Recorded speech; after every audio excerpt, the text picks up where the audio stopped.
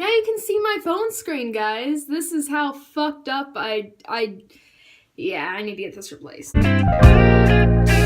your days be merry and bright, and may all your... You know, I've really never been one to get gas in a timely manner, so this does not surprise me. Why are malls so big and confusing? Like, I just want to be super basic and go to fucking, like, Forever 21 or some shit. And I'm lost. Fucking edgy. I'm hiding in a corner because I just accidentally dropped this in the middle of a Starbucks and everybody turned to look at me. And then I accidentally ordered the wrong thing, so I would have died. I'm confused, but same. Knee socks.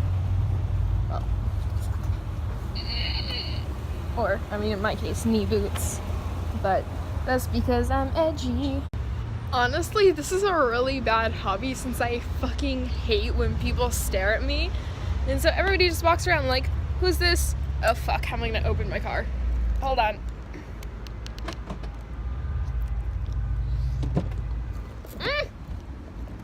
Hey.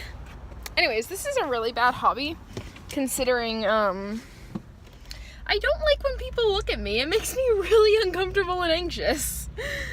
Oh shit, doing this on a different phone. My old phone from Japan that doesn't work in the USA aside from like in Wi-Fi. So I'm gonna hold you here and I'm gonna give you a little sneak peek. Ooh, I like this one. Let's go, let's do it. Oh shit, hold on. Okay, I can't do that with the light in my face, so sorry if this is super shitty lighting now.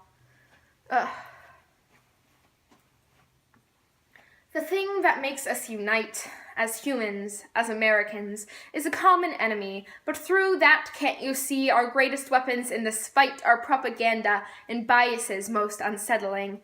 First it was our mother countries, we sang songs of solidarity while dumping out British tea. Fun fact, the Boston Massacre, not all that bloody. The common picture depicted in history books across the land, the ones that hardly mention how France was our right-hand man, didn't bother to share the fact that art was a fear-mongering act, one hardly filled with tact. I appreciate this, seeing as I am alive now, but not being taught the truth is something of a double-edged sword, a history-painted noose.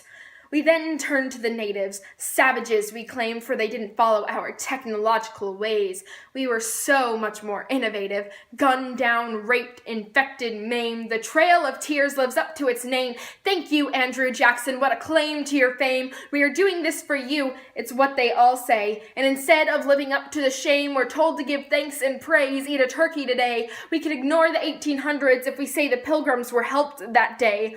Don't forget the 60s, the terror of the Red, where in Indonesia we secretly led a mass resistance against communism where we encouraged the killing of suspected supporters. Communists eat babies. Let's go into a war or two. Fight off the plague upon our land, but let's deal out a glorious hand. Look at us, the saviors of the world. We protect, we defend, we make sure his history books make amends.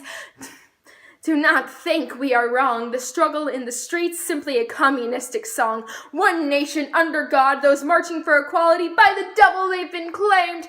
Justice, legislative, executive, they all have their place, run by the corrupt, but hey, they're Christian, and in the beds of capitalism they lay. So in God we trust, divisible by church and state. All those against God share the same fate. Our government turned to the oldest tactic used by Henry and his Anglican ways. King James wrought a war, a whole book to his name.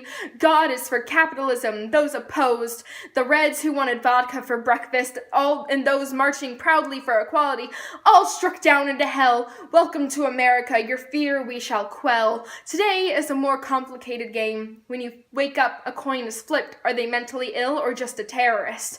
Funny how it all plays out. Terrorism is a question until the name and face come out. Pretty white boys from swimming teams have a ruined life with a few months in jail. He's a promising kid. Too bad he raped a girl. In Vegas, mass shootings had been had, but he was deranged, not a domestic terrorist who hadn't failed. But any man or woman with colored their face is immediately an enemy of the state. And that's the propaganda America pushes, making you scared, though most grouped in should not be punished. Silly us believing everything we read. All lives matter unless they can take the blame to some degree. So here we sit in the land of the free, with or against, it's a full dichotomy. A person who doesn't agree with the privileged, the 1% who run the powerful 3, interest groups, Congress, and bureaucracy, is an immediate enemy, and as it seems, we cannot learn from history when we are taught the revisory. Hey!